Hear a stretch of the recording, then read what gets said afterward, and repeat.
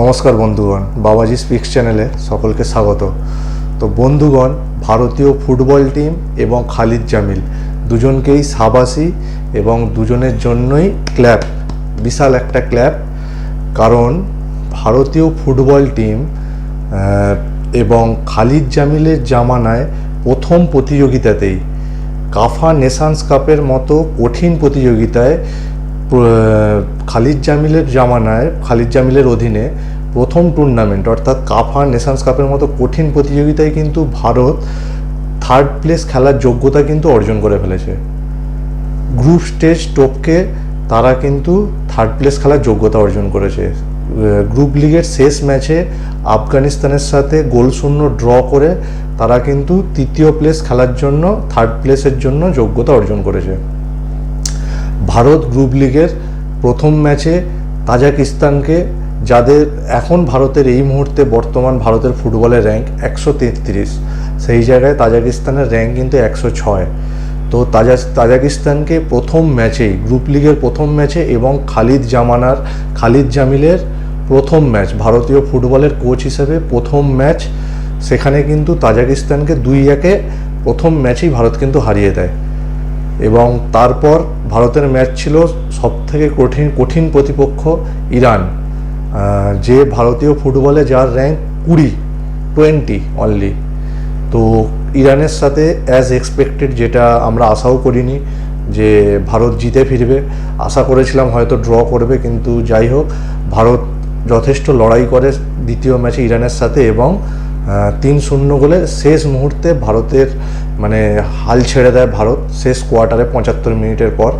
তো তখন 2 গোল হজম করে 3-0 ইরানের কাছে পরাজিত হয়।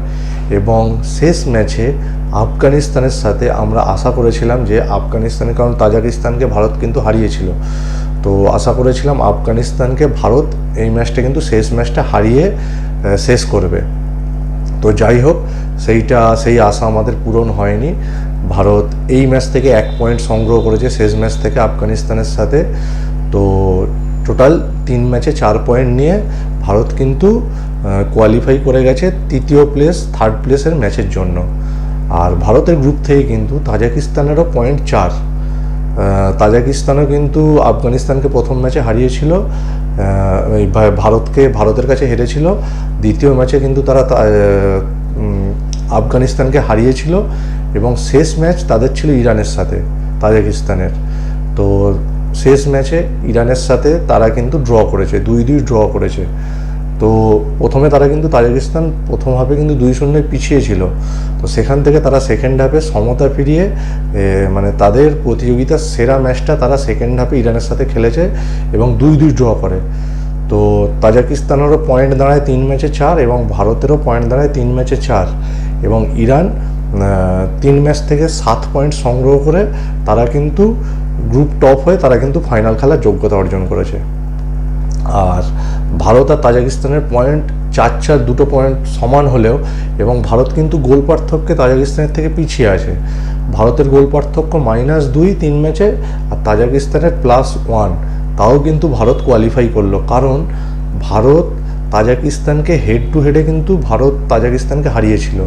সেই জন্য হেড টু হেডে ভারত কিন্তু সেকেন্ড পজিশান পেল গ্রুপে, আর থার্ড প্লেস খেলার যোগ্যতা কিন্তু তারা অর্জন করলো। আর এদিকে অন্য গ্রুপের খেলা শেষ ম্যাচ এখনও বাকি আছে, সেখানে কিন্তু ভারতে কিন্তু তৃতীয় প্লেসের যে ম্যাচ হবে সেখানে কিন্তু ভারতকে আরও কঠিন প্রতিপক্ষের সাথে খেলতে হবে।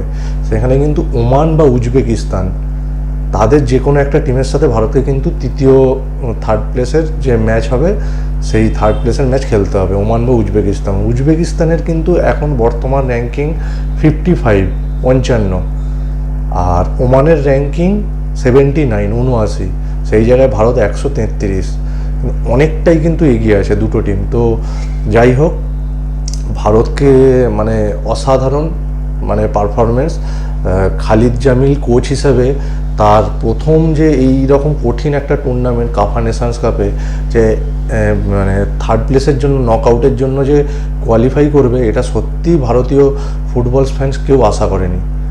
মানে যে ভারতের ফুটবল টিমের যে রিসেন্ট যে পারফরমেন্স ছিল, সেই পারফরমেন্স দেখতে গেলে যে লাস্ট বছর 2-3 যে পারফরমেন্স ছিল, তো এই কাফা নেশনস কাপের মতো এই টুর্নামেন্টে যে ভারত ভালো কিছু করে দেখাবে এটা কেউ আশা করেনি। কিন্তু সত্যি স্যালিউট খালিদ জামিলকে এবং ভারতীয় ফুটবল টিমকে। তারা মানে যে লেভেলের ফুটবল তারা উপহার দিয়েছে আমাদের ভারতীয় ফুটবল প্রেমীদের, তো অবশ্যই আমাদের বিশ্বাস কিন্তু আবার ফিরেছে যে না, এই ভারতীয় ফুটবল টিম কিন্তু আবার স্বপ্ন দেখাতে পারে এবং আমাদের আশা মনে জাগিয়ে দেখে তুললো।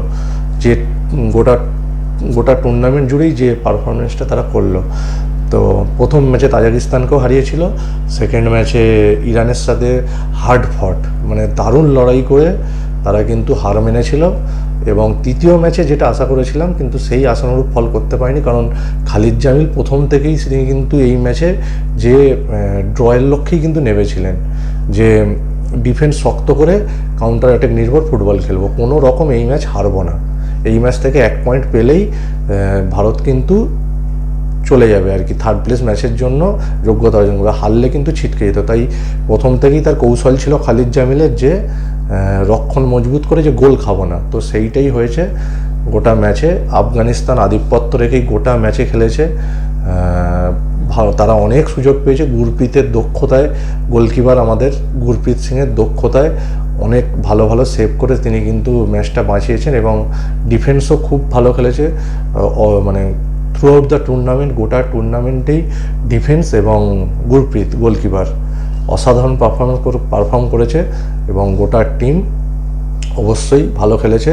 আর কাফা নেশনস কাপের মতো টুর্নামেন্টে এরকম প্রদর্শন করা সত্যি, এত ভালো ভালো টিমের এগেনস্টে সত্যি মানে অসাধারণ, স্যালিউট। এবং চাইবো যে এই পারফরমেন্সই ভারতের ফুটবল টিম এগিয়ে নিয়ে চলুক, এই পারফরমেন্স, যাতে আমরা আবার আমাদের বিশ্বাস আমাদের ফিরে পাই যে না, আমরা ফুটবলেও পারি, আমরা লড়াই করতে জানি।